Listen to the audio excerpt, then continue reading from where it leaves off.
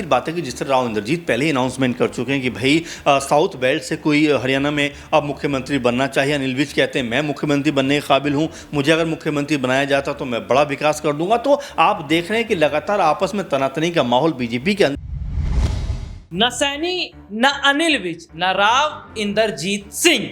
जी हां, भारतीय जनता पार्टी हरियाणा में महिला चेहरे पर बड़ा दांव खेलने जा रही है। और क्या वाकई हरियाणा में महिला चेहरे पर दांव खेलकर, यानी इन्हें सीएम बनाकर हरियाणा की तस्वीर को बदल देंगी भारतीय जनता पार्टी। और जिस महिला पर दांव खेला जा रहा है वो महिला दलित चेहरा है। कौन है वो महिला और क्या उनका इतिहास है, और क्या बीजेपी अगर इस तरीके का बड़ा फैसला लेती है तो क्या अनिल विज और राव इंद्रजीत बीजेपी का साथ छोड़ देंगे? तुरंत भारतीय जनता पार्टी के साथ जो बगावत हो रही है वो और बढ़ जाएगी।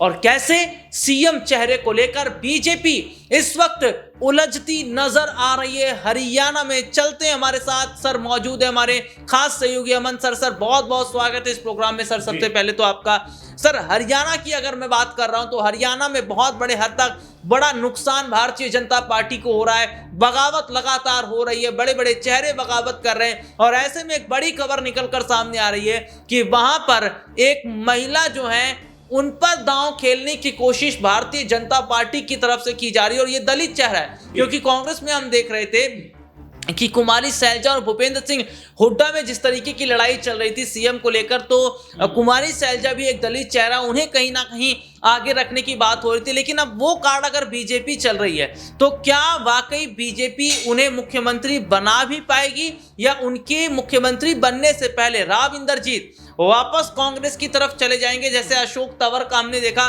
कि वो कांग्रेस की तरफ आ गए, और अनिल भी जो कहीं ना कहीं बगावत कर रहे हैं, उनके पास इतने विधायक है उतने विधायक है, इसकी खबर आ रही है। तो ये चीजें कहीं ना कहीं बीजेपी को बड़ा झटका दे सकती हैं। देखिए जाहिर बात है, आपने जो बात कही है वो दरअसल बात यह है कि यहाँ पर बीजेपी के कई बड़े नेता जब आप देख रहे थे ऐसा लग नहीं रहा था कि बीजेपी सत्ता में आने वाली है, उस समय लगातार बयानबाजी कर रहे थे कि भाई शैलजा को आखिर मुख्यमंत्री क्यों नहीं बनाया जा सकता। हर बार भूपेंद्र सिंह हुड्डा का नाम निकल कर क्यों आता है, वो दलित हैं, महिला हैं, उनको मुख्यमंत्री बनाया जाना चाहिए। और एक सिंपैथी कहने के उनके प्रति बीजेपी के नेताओं की नजर आ रही थी। लगातार बीजेपी के नेता यही बात कहते हुए नजर आ रहे थे। कई बार तो ऐसा भी लगा कि शैलजा जो है वो बीजेपी में शामिल हो सकती है। आपने देखा भी होगा कई ऐसे स्टेटमेंट निकल के सामने आए। लेकिन अब बारी बीजेपी की है जो लगातार दलित प्रेम दिखा रही थी, दलित महिला को सीएम बनाने की वकालत है वो करती हुई नजर आ रही थी। अब क्या वो कोई बड़ा कदम यहाँ पर उठाती हुई नजर आएगी? अगर हम बात करें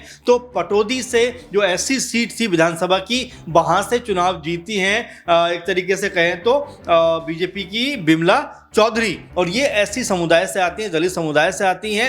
अब कई बीजेपी के नेता भी ये मांग कर रहे हैं, साथ में कई अन्य दल यही बात कहते हुए नजर आ रहे हैं कि भाई आप तो बड़ा दलित महिला की बात कर रहे थे, आप तो ये बात कहते हुए नजर आ रहे थे कि भाई शैलजा को मुख्यमंत्री क्यों नहीं बनाया जाना चाहिए। लेकिन अब जब सीएम पद को लेकर चर्चा हो रही है तो महज 3 नामों पर चर्चा है। आप नायब सिंह सैनी का नाम देखिए, आप अनिल विज का नाम देखिए, आप राव इंद्रजीत का नाम देखिए। लेकिन ऐसे में बिमला चौधरी का नाम भी उभर के आने लग गया है, क्योंकि हम देख रहे हैं कि लगातार जो तारीखें हैं राहुल वो 12 से 15 होती है, 15-17 हो जाती है। बीजेपी भी इस मंथन में है कि भाई किस नाम पर मोहर लगाई जाए। अगर तीनों लोगों में तनातनी का माहौल बना रहा तो हो सकता है यहां पर बीजेपी एक बड़ा कह सकते हैं फैसला करती हुई नजर आ जाए और यहां पर बिमला चौधरी के नाम पर मोहर लगा दे, जिससे कहीं ना कहीं 3-4 चीजों को वो साध सकती है। एक तो महिला है, दूसरा दलित समुदाय से आती हैं, और यहां पर एक मैसेज भी देना चाहेगी भाई हम दलित विरोधी नहीं बल्कि दलितों के साथ में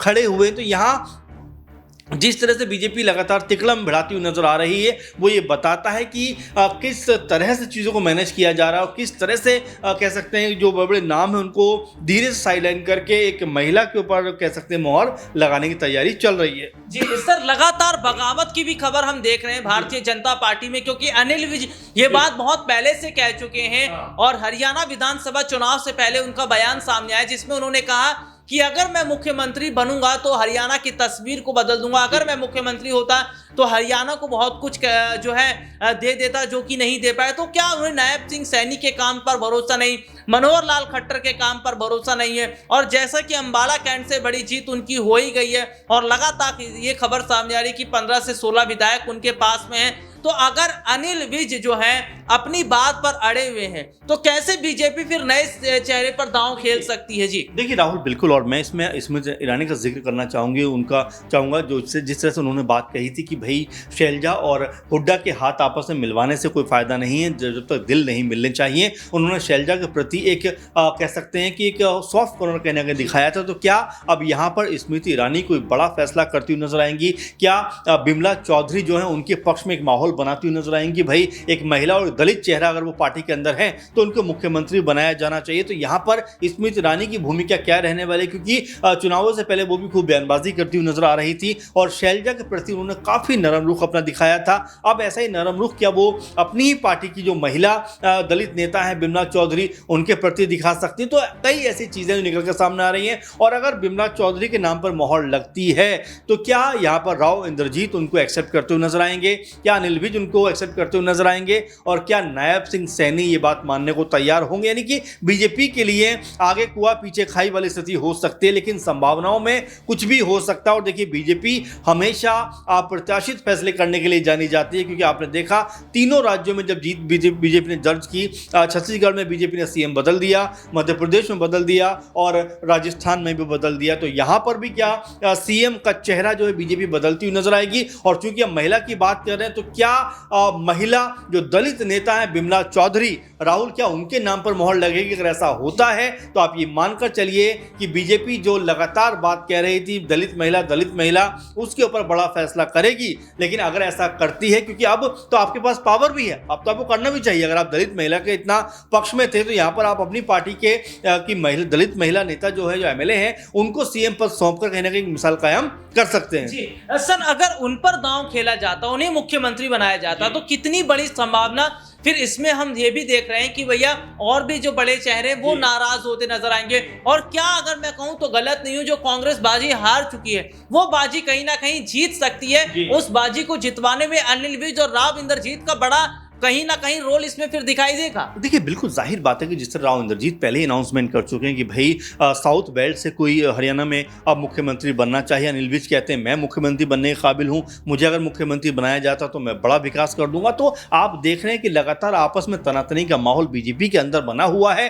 वहीं पर नायब सिंह सैनी लगातार दिल्ली से हरियाणा दिल्ली के चक्कर काटते हुए नजर आते हैं। तो ऐसे में कहीं बाजी कोई और लेकर ना चला जाए, इसीलिए जो संभावना बन रही बिमला चौधरी की बन रही कि भाई एक दलित महिला हैं, चुनाव जीत कर आ रही हैं और बीजेपी को अब जो लगातार कहती रही है कि भाई कांग्रेस को महिला को एक आगे करना चाहिए, शैलजा को एक तरीके से मुख्यमंत्री बनाना चाहिए अगर उनकी पावर में वो आती हैं तो। और स्मृति ईरानी का जिक्र मैं इसलिए कर रहा हूं कि स्मृति ईरानी ने बार बार शैलजा का जिक्र किया था और यहां पर भी क्या कोई बड़ा कदम कह सकते हैं इस कमेटी के जरिए स्मृति ईरानी उठाती हुई नजर आएंगी या उठवाती हुई नजर आएंगी? भाई आप जो है एक महिला को आप मुख्यमंत्री बनाइए। तो कई ऐसे पहलू हैं इसके जो निकल कर सामने आते हैं और जिसमें बीजेपी के लिए अब ये तय करना है कि उसको किस तरह के नाम पर मोहर लगानी है, क्योंकि अब यहां पर आपको एक एग्जाम्पल सेट करना होगा। क्योंकि अगर हम देखें तो तीनों राज्यों के मुख्यमंत्री जो चाहे राजस्थान हो, चाहे मध्य प्रदेश हो, चाहे छत्तीसगढ़ हो, कह सकते हैं पुरुष बनाए जाते हैं। अब बीजेपी के पास मौका आया है कि